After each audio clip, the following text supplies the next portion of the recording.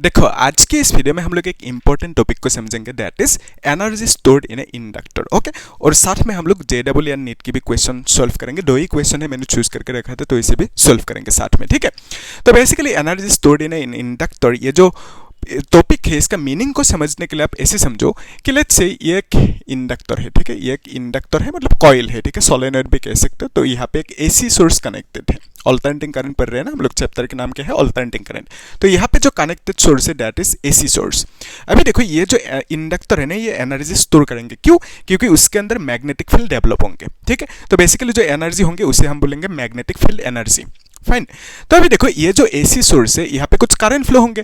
तो एसी मतलब क्या है, करंट चेंज होते रहेंगे ना। एसी सोर्स में क्या होता है, करंट चेंज होते रहते हैं। पहले सपोज 0 था, उसके बाद इंक्रीज हुआ, फिर 0 हुआ, फिर डिक्रीज हुआ, इस तरह से होंगे। ठीक है, तो बेसिकली ये जो है ना alternating source, because of that current क्या होंगे, चेंज होते रहेंगे। सो लेट्स से पहले 0 एम्पियर था करंट, थोड़ी देर बाद करंट कितना हो गया, 5 एम्पियर, ऐसे कंसीडर किया। और उसके बाद क्या होंगे, 5 से 0 होंगे, फिर -5 होंगे, इस तरह से चेंज होते रहेंगे। तो बेसिकली यहाँ पे जो करंट है ना, ये जो करंट है, ये करंट क्या होंगे, चेंज होते रहेंगे। ये क्लियर है? तो जब भी यहाँ पे करंट फ्लो होंगे, ऑर्स्टेड जो साइंटिस्ट था, ऑर्स्टेड ने क्या कहा था, ऑर्स्टेड याद है? सो ऑर्स्टेड ने क्या कहा था, ऑर्स्टेड ने कहा था कि जब भी वायर पे करंट फ्लो होंगे तो आसपास वायर के आसपास क्या फील्ड, मैग्नेटिक फील्ड प्रोड्यूस होंगे। ठीक है, तो यहाँ पे करंट फ्लो हो रहा है, बिकॉज ऑफ दैट इस कॉइल पे भी करंट फ्लो होंगे, है ना। तो यहाँ पे करंट फ्लो हो रहा है, तो जब भी करंट फ्लो होंगे कॉइल पे, तो उस केस में क्या होंगे, कॉइल की इनसाइड मैग्नेटिक फील्ड प्रोड्यूस होंगे। सो कॉइल की इनसाइड क्या प्रोड्यूस होंगे, मैग्नेटिक फील्ड प्रोड्यूस होंगे। सो ये जो मैग्नेटिक फील्ड प्रोड्यूस हुआ, क्यों हुआ, क्योंकि करंट यहाँ पे फ्लो हो रहा है। तो जब भी करंट चेंज होंगे तो यहाँ पे जो मैग्नेटिक फील्ड है, वो मैग्नेटिक फील्ड भी चेंज होंगे। सो करंट चेंज होने से मैग्नेटिक फील्ड भी चेंज होंगे। ठीक है, अल्टरनेटिंग केस है, करंट चेंज होते रहेंगे, इंक्रीज डिक्रीज होते रहेंगे। तो बेसिकली यहाँ पे मैग्नेटिक फील्ड भी इंक्रीज डिक्रीज होते रहेंगे। तो जब भी मैग्नेटिक फील्ड चेंज होंगे, आपको मालूम है फ्लक्स की फॉर्मूला BA cos थीटा, है ना। तो मैग्नेटिक फील्ड जब भी चेंज होंगे तो फ्लक्स जो है ना, वो फ्लक्स भी चेंज होंगे। ठीक है, तो मैग्नेटिक फील्ड चेंज होने से फ्लक्स भी चेंज होंगे, फ्लक्स मतलब फाई चेंज होंगे। तो एक साइंटिस्ट थे फेराडे, फेराडे ने क्या कहा था कि जब भी फ्लक्स चेंज होंगे तब आपको क्या मिलेंगे, EMF मिलेंगे, यानी पोटेंशियल या तो वोल्टेज भी कह सकते हो। सो EMF मिलेंगे। कितना मिलेंगे EMF निकालने के लिए फॉर्मूला क्या था, -dφ/dt था फॉर्मूला। ठीक है, और ये जो फॉर्मूला दिया था, किसने दिया था, फेराडे ने दिया था। ठीक है, फेराडे ने दिया था। सो बेसिकली फेराडेज लॉ कह सकते हो। तो फेराडेज लॉ ने पहला 2 लॉ दिया था ना। पहला लॉ ने बोला था कि फ्लक्स जब भी चेंज होंगे तो हमें मिलेंगे EMF। ठीक है, और कितना EMF मिलेंगे, that is given by this formula. ये दिया था सेकंड लॉ में। फर्स्ट लॉ में EMF मिलेंगे कहा था, सेकंड लॉ में ये फॉर्मूला दिया था। और यहाँ पे जो माइनस साइन है ना, ये माइनस साइन किसने दिया था, लेंज लॉ ने। ठीक है, लेंज लॉ ने, यानी लेंज नाम के जो साइंटिस्ट थे उन्होंने दिया था। Okay, minus sign. फाइन। तो यहाँ पे देखो ये जो है ना माइनस साइन प्लस साइन जो भी है, मतलब यहाँ पे EMF की वैल्यू इतना सा है। तो हमने डिराइव किया था एक चीज़ जब इंडक्टर समझा था, लास्ट वीडियो है, आप लोग चेक करना, प्लेलिस्ट में सीरियली है। तो ये जो इंडक्टर है ना, इस इंडक्टर पे कितना EMF डेवलप होंगे, तो उससे हमने डिराइव किया था ना, क्या था फॉर्मूला, -L/di/dt। ठीक है, इस फॉर्मूला को भी हमने डिराइव किया था कि ये जो इंडक्टर है ना, इसमें क्या हो रहा है, मैग्नेटिक फील्ड चेंज हो रहा है। तो बिकॉज ऑफ दैट यहाँ पर फ्लक्स चेंज हो रहा है, तो इसमें क्या होंगे, EMF डेवलप होंगे, वोल्टेज डेवलप होंगे। कितना होंगे निकलने के लिए, दिस इज द फॉर्मूला। ये आया कहाँ से, इसको भी हमने डिराइव किया था। ठीक है, अभी उस डेरिवेशन को नहीं देखते हैं, सिंपल रखते हैं। ठीक है, तो बेसिकली ये फॉर्मूला मिला था हमें। ठीक है, डिराइव किया था। तो अगर इस फॉर्मूला पे हम मैग्नीट्यूड ले, EMF है ये, तो ये जो माइनस साइन है, it is showing the direction. यहाँ पे जो EMF प्रोड्यूस है ना, तो वो EMF अपोज कर रहे हैं करंट की जो चेंज है, यहाँ पे करंट की चेंजेस को ये EMF अपोज कर रहे हैं। ठीक है, तो यहाँ पे मैग्नेटिक फ्लक्स चेंज हुआ ना, उसी मैग्नेटिक फ्लक्स की जो चेंज है, उस मैग्नेटिक फ्लक्स की चेंजेस को यहाँ पे जो EMF प्रोड्यूस हुआ, इस EMF ने अपोज किया। तो बिकॉज ऑफ दैट वो माइनस साइन है। ठीक है, ये लेंस ने कहा था। तो बेसिकली यहाँ पे अगर आप मैग्नीट्यूड लोगे तो इस केस में माइनस हट जाएंगे। तो हम लोग क्या कर रहे हैं, सिर्फ वैल्यू ले रहे हैं, मैग्नीट्यूड ले रहे हैं। ठीक है, माइनस को छोड़ रहे हैं। तो ये जो मैग्नीट्यूड है, किसकी मैग्नीट्यूड, यहाँ पे कितना EMF डेवलप हुआ करंट चेंज होने की वजह से, तो उसी EMF की मैग्नीट्यूड दैट इज इतना सा। ठीक है, यहाँ तक क्लियर, इजी। तो अभी देखो आपको चाहिए क्या, इसमें कितना एनर्जी स्टोर हुआ, that is given by this formula. तो इसी फॉर्मूला की डिराइवेशन चाहिए, जो कि बहुत ही ज़्यादा सिंपल है, ध्यान से देखना। एक्चुअली आइडिया ये है कि आपको मालूम है कि जो पावर होता है ना, पावर की फॉर्मूला क्या है, वर्क डिवाइडेड बाय टाइम। तो यहाँ से अगर आप देखो, यहाँ पे कुछ टाइम के लिए करंट फ्लो है, बिकॉज ऑफ दैट इसमें कुछ पावर डिसिपेट होंगे या तो इसमें कुछ पावर कंज्यूम होंगे। तो कितना, that is power is equal to V W/T ऐसे लिख दिया हमने। तो अगर स्मॉल टाइम के लिए करंट फ्लो है तो इस केस में स्मॉल वर्क मिलेंगे, that is equal to dt लिखोगे, है ना। तो यहाँ पे स्मॉल टाइम dt लिख दिया। तो यहाँ से आप मॉडिफाई करके dW is equal to P dt लिख सकते हो कि नहीं? यस, ऑब्वियसली लिख सकते हो। P मतलब क्या होता है? P मतलब होते हैं VI, ठीक है। P मतलब होता है VI और यहाँ पे dt। V मतलब क्या है? वोल्टेज या तो EMF। तो इसको आप V ना लिख के सिर्फ EMF भी लिख सकते हो, कोई दिक्कत नहीं, ठीक है। तो V मतलब EMF जानते हो आप। तो ये जो EMF है ना, इस EMF की वैल्यू कितना है? इंडक्टर पे कितना EMF है? दैट इज इतना सा। तो इस वैल्यू को लिखना होगा यहाँ पे, ठीक है। L DI, फिर यहाँ पे क्या लिखोगे? DT लिखोगे इस तरह से, फाइन। और यहाँ पे क्या है? साथ में I है और यहाँ पे DT है ना। तो DT DT let's say cancel out हो गया। तो यहाँ पे आप क्या लिखोगे? LI DI इस तरह से लिखोगे और ये DW की वैल्यू मिला, ठीक है। और इसी DW को इंटीग्रेट करने पर हमें क्या मिलेंगे? इंटीग्रेशन की मीनिंग क्या है? DW जितना भी है, मतलब स्मॉल वर्क जितना भी है, सबको ऐड करना। सो ऐड करने पर आपको क्या मिलेंगे? टोटल वर्क मिलेंगे and that is equal to LI DI लिखोगे। सो यहाँ से देखो, ये जो L है ना, ये कांस्टेंट बाहर आ जाएंगे और यहाँ पे आप लिखोगे IDI इस तरह से, ठीक है। अभी इसको इंटीग्रेट करना है, कैसे करोगे? आपको मालूम है ये फॉर्मूला इंटीग्रेशन की, कि integration of x to the power n dx is equal to x to the power n plus 1 divided by n plus 1, ठीक है। और यहाँ पे आप ऐसे समझो कि ये जो है ना work, so work is equal to आप लिख सकते हो कि L एक्चुअली यहाँ पे ये जो है ना, आई के ऊपर कुछ नहीं, मतलब एक 1 कंसीडर कर सकते हो, कोई दिक्कत नहीं। सो इसका इंटीग्रेशन की वैल्यू क्या होंगे? That is equal to I 1 plus 1 divided by 1 plus 1 होंगे। तो n प्लस 1, n मतलब 1 है इसमें, ठीक है।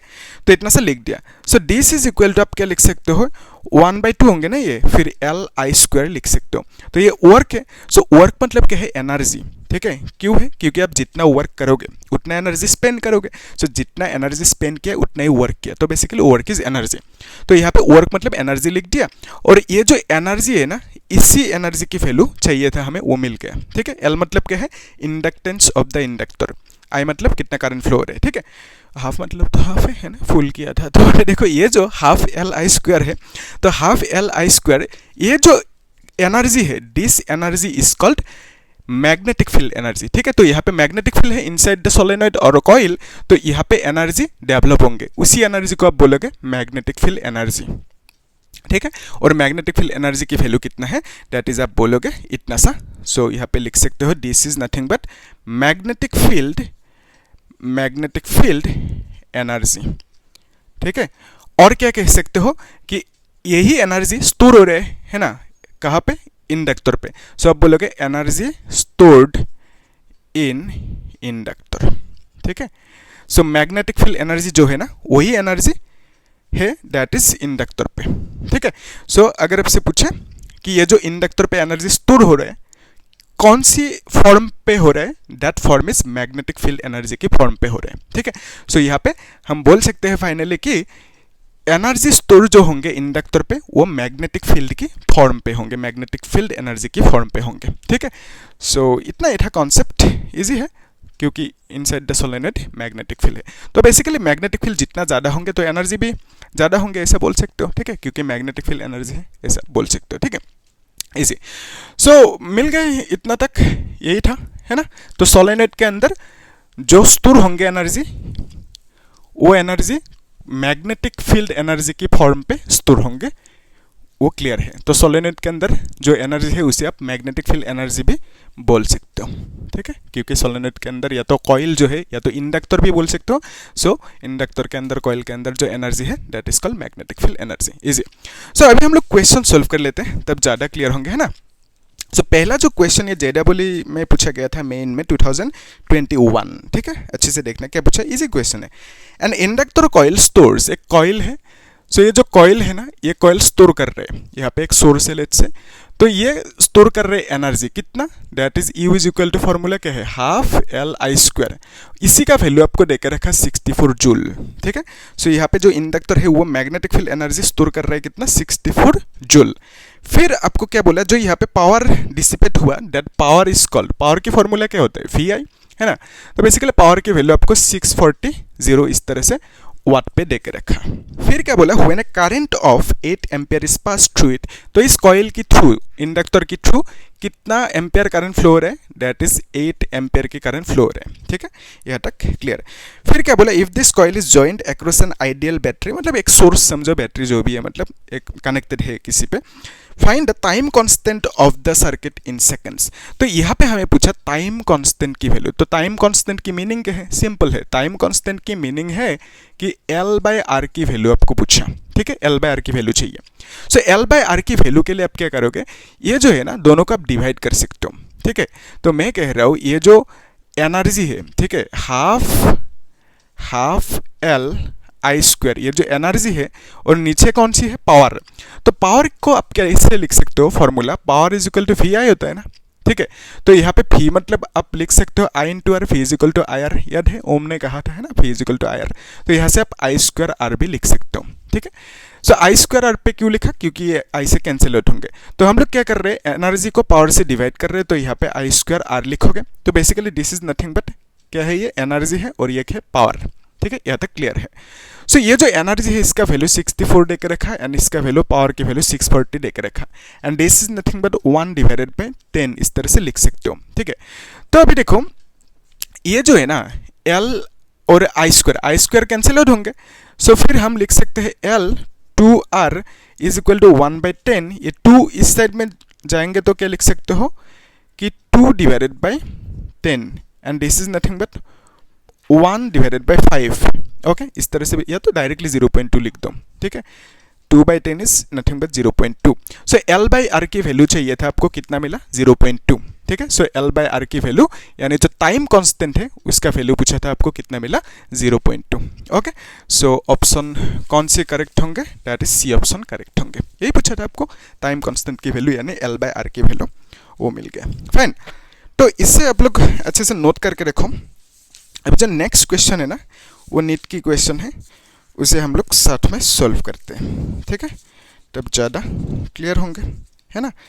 सो ये कर सकते हो, इसमें कुछ है ही नहीं, मतलब जस्ट फॉर्मूला बिठा दो, काम खत्म। सो क्या पूछा है इसमें, ये नीट एग्जाम 2023 में पूछा गया था, ठीक है। क्या पूछा, the magnetic energy stored in an inductor of inductance 4 micro henry. So इसमें क्या पूछा कि इस तरह से एक इंडक्टर है, ठीक है, यहाँ पे एक सोर्स है, लेट्स से जो भी है सोर्स है, तो इसका इंडक्टर की जो इंडक्टेंस की वैल्यू है ना, L की वैल्यू, वो देके रखा 4 माइक्रो हेनरी। सो 4 माइक्रो हेनरी देके रखा। सो इस माइक्रो को आप क्या कैसे लिख सकते हो, माइक्रो मतलब 10⁻6 होता है, हेनरी लिख दो, है ना। फिर आपको क्या पूछा, carrying a current of 2 ampere. तो करंट जो कैरी कर रहे हैं वो कितना कैरी कर रहे हैं, 2 एम्पियर के करंट कैरी कर रहे हैं, वो आपको बोला गया।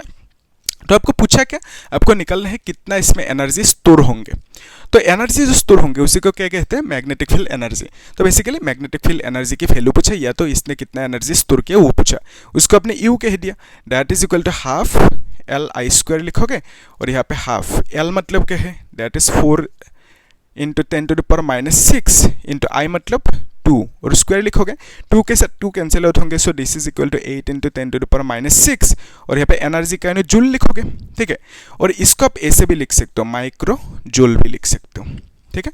सो ऑप्शन में किस तरह से दे के रखा, माइक्रो जूल पे दे के रखा। तो basically 8 micro joule, option number D will be the correct answer, ठीक है, कर सकते हो, इजी है ना, इतना ही था, ज़्यादा कुछ है नहीं मतलब।